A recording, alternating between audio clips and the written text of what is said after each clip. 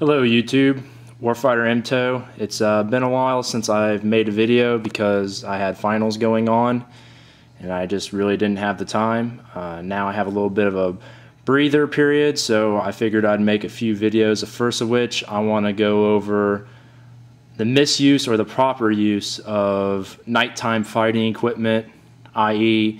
IR lasers, even visible lasers, and lights. I see a lot of people, both military and civilian and police, everybody pretty much, either not knowing what could be the best way, or how, I don't want to say doing it properly, but maybe there could be better ways of how they're using their nighttime equipment on their weapon system. This is my thought. I think it's a pretty comparable thought to how most people in the special operations community are taught and trained to use nighttime fighting equipment. First off, I'll go over with the IR laser, and I'm not going to describe the IR laser or the weapon, but obviously for those that don't know, an IR laser is a laser that works only under IR settings, so you have to have night vision equipment to be able to see the laser. It's primarily designed for close quarters. Class 3 lasers, particularly LA5s and PEC-2 alphas, they can go pretty far. And then you have things that JTACs and FSOs use, ISLITs and other IR laser designators that can, almost shoot out, as far as the earth, if there was nothing to block it. That's not the primary requirement of a fighting rifle IR laser. And your laser is always going to be as good as your night vision technology allows it to be. Most guys out there, even in the special operations community, they're using ANVISs, ANVIS 6.9s, and PVS 15s and some 14s in there. Your effective engagement distance with those nods is 150 to 200 meters. Now obviously if you have more powerful night vision equipment, mainly in a sniper role, it has really good clarity and you're using it in conjunction of some magnified optic, then yeah, you can push your laser a little bit out there. But generally speaking, on a average shooter's fighting carbine, you're going to have a 150, maybe 200 meter effective range with your IR laser attached to your carbine. So on this one, obviously, I have a PEC 15. It has a class 1 setting, which is why they have those little blue screws you can take off. And then once you take off that screw, it becomes a class 3 laser. You can put on the high output mode, and it can shoot. I don't know the official distance, but it shoots more than 200 or 300 meters. I know it probably shoots more than a click. But the use of the laser. A lot of guys that don't have a lot of training or weren't trained right with lasers, they'll click it on and they'll have it on, and it's like, it's almost like if you see a bunch of guys playing Star Wars at night with their lasers on. It can kind of get confusing to a point when you have a bunch of people with IR lasers on and you see this constant stream laser light show going on under your nods. It can get a little bit confusing. For engagement distances, really 100 meters and under, there's no need to have a constant on laser. You might accidentally flag somebody in their nods. Flagging somebody inadvertently is going to happen when you're in a tactical situation, even with guys that are really experienced with good muzzle practicing. Combat's very dynamic, and you're not always going to have a control of flagging or not flagging somebody. So heaven forbid you have an IR laser and you flag it into somebody's nods, you might temporarily blind them. I've never had it happen to me. I don't know if I've really seen it happen, but a possibility is out there. Then if reflective surfaces and stuff like that. But generally, for close quarters engagement distances, it's going to be an on-off thing. You have it on, you have it off. What I mean by that is it's on, you shoot, it's off. And then if you have to make another shot, it comes back on, you engage, it comes off. Just to ease that confusion, I find that that's the best practice. Now obviously if you are in some sort of, if you're in a sniper's role, or if if you're engaging with an open bolt weapon, you got to engage really far out, and you got like a PEC 2 on there or some other long range IR designator or pointer on there, and you got the proper the proper night vision optics to actually see that far, then there will be times where you might have to keep it constant on to hit that target. I'm not saying, those are for farther distance. Shooting 100 meters and under, that's probably not really going to be that big of a necessity. And another problem with keeping it constant on is that people are going to start following the lasers. You hear that terminology with vis lasers, visible lasers is, you keep it on and you just start following the laser and you just kind of lose focus of what you're really trying to do, and actually can make aiming harder. I believe there's a little bit of validity to that with lasers and IR lasers in particular. But mainly confusion thing. And guys have tried these flip caps right here.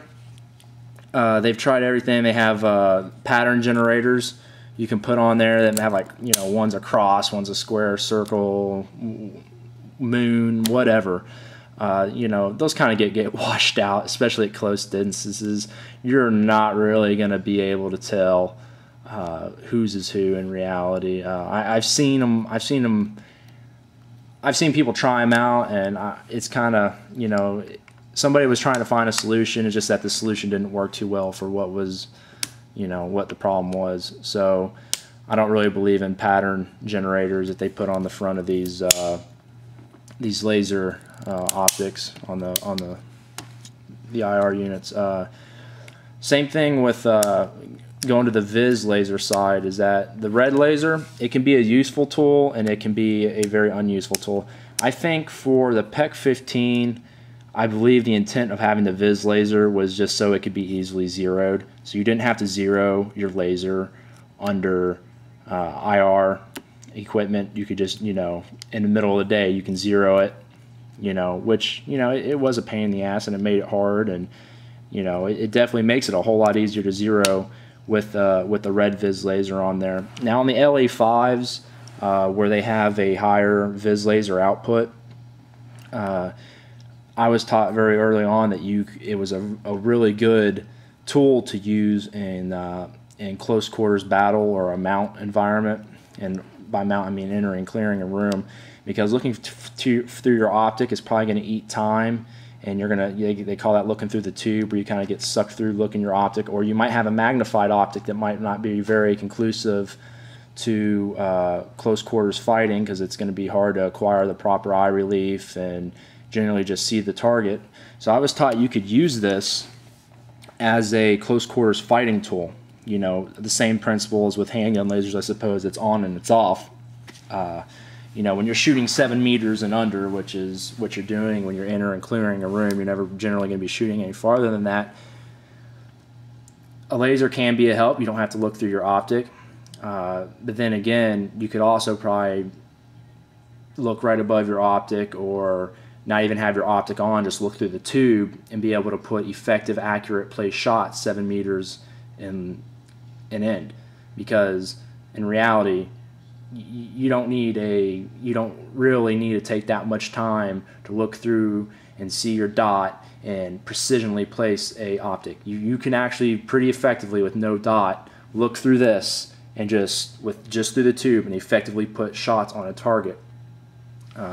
So some people will use it kind of like that, on off. You just put it on a target. It's generally there. It's it's going to be in a 3 or 4 inch circle area. That's good enough. That's generally the size of your heart. 3 inches wide or whatever.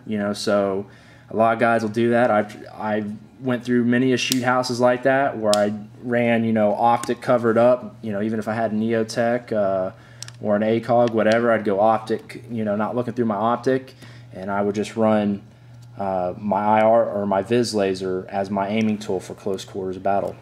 It's effective.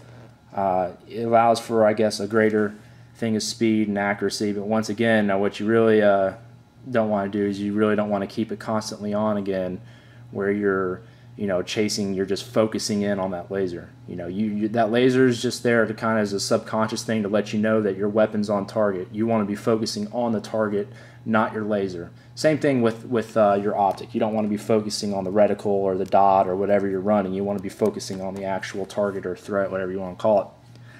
So that's my little thing on IR and vis lasers. I love running them. I think it brings great utility to the rifles, because now if you have nighttime equipment, you can use it. You know, and now you might even have, if you have a PEC 15 or LA5 or the D-balls, civilian models, whatever, you got a vis laser, and now you got a vis tool that you can use too at night and at day. You know, this one isn't so great. It only has a low power vis laser, and it gets washed out pretty easily in the sunlight. Great for using in mid to low light conditions, because you can really see that dot good, or even indoors. When indoors, you know, even with fluorescent lights, you can still get away with using that vis laser. Next thing, lights, and I'm going to make a separate quick video on output on lights, the different kind of lights you have, and lumen output and all that, because you know, this is one of those tactical fanboy things, as I'll call it, where people are just taking what they're hearing and what they're seeing and not really thinking about it, or don't have any practical experience with it. So as some people know, the actual standard issue light for almost all special operations units is very less powerful than your average, I'll just say, surefire type light. I believe it's still an incandescent bulb. You know, most people would probably consider it as only useful for a handgun, but that's what they still issue, I believe. So, you know, and they've used those for probably over a decade now, and they work. You know, and they're around 100 lumens or less. It's an incandescent bulb, like I said. Now you see this trend where people are getting these high output LED lights. This one is an LED light, just a Surefire Scout, 200 lumen. But you see people now getting 300, 500. You know, I don't know where it's going to stop. Here's the thing with the use of flashlights, and I see this with novice shooters and even some military shooters that weren't properly trained, and police officers, etc., is that they'll do the same thing with the laser, even more with the light than they will the laser. They'll keep it on. They will keep it on. If they're indoors or it's a dark time environment, they'll keep it on. Either, you know, this is for two reasons. Either one, improper training, or two, they may have been properly trained or taught, and they're just not cognizant of it. You know, both things are going to get you killed. If there's not a need for the light, then don't have it on. And, you know, you could say, well, I'm searching this corner, and then I'm moving to this corner, and you're dragging your light with you. No, your light needs to be on. You look at what you're trying to look at. You're not trying to look at the spaces in between what you're clearing out. You're just trying to look at what you're trying to clear, right? So if I'm clearing this corner, it's on, bam, you know, half a second, I see, clear, move on to my next you know, point of clearance, bam, that area is clear, it's off. I don't want to be dragging my light across to, you know, reflect off of something shiny, give away my position, whatever. It's not good practice. It's not tactically conclusive to, you know, being effective and winning a fight. It's a on-off thing, you know, and that's why on this flip side, I'm a big believer of momentarily only on switches. Now this one is obviously a dual switch for laser and light, and the laser can be constant or on-off. Momentary only is the term, depending on how many times you click it. You double click it, it's constant. You know, you press in on it once, it's momentary only. The flashlight is only momentarily only, and I believe they should all be like that. The reason why is because you can't get in trouble with it. You know, if you want it on constant, then you hold your finger on it. If not, you can't mess it up. You can't double click it. You can't, you know, triple click it. You can't bump it under duress. It's just going to be on for a second. If it's accidentally bumped, you know, you only need it when you need it. And you know, that's why I don't like running the clicky tail end of them, where you can press in like halfway for momentary and then click in full for constant. I don't like it. You're just going to get yourself in trouble. I'm kind of wishy-washy in my terminology. I hope you guys can understand what I'm saying.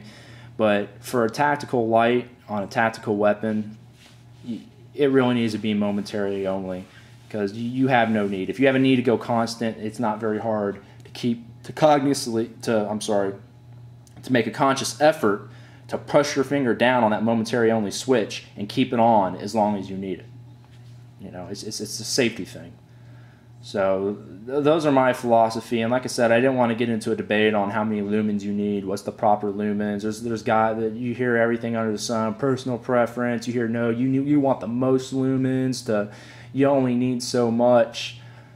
I'm not going to tell you which one I'm a firm believer of now, or which train of thought I am from now, but you know, I just will say this: I watched a couple days ago. I watched Travis Haley's videos on light use and tactical lights, and he was indoors and outdoors and he was testing it, and I am pretty much for most part on the same train of thought as him.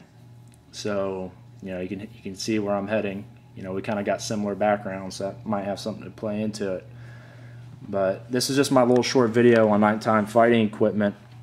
My camera doesn't have a nighttime function on it, so I can't really demonstrate anything, and I don't have a tripod or someone to hold the camera so I can actually get out there and do like live demonstrations of how to properly use that equipment. I wish I did. If I did, I would make a video on how to actually properly use it and not just explain it while you just stare at the equipment, but I don't have that capability.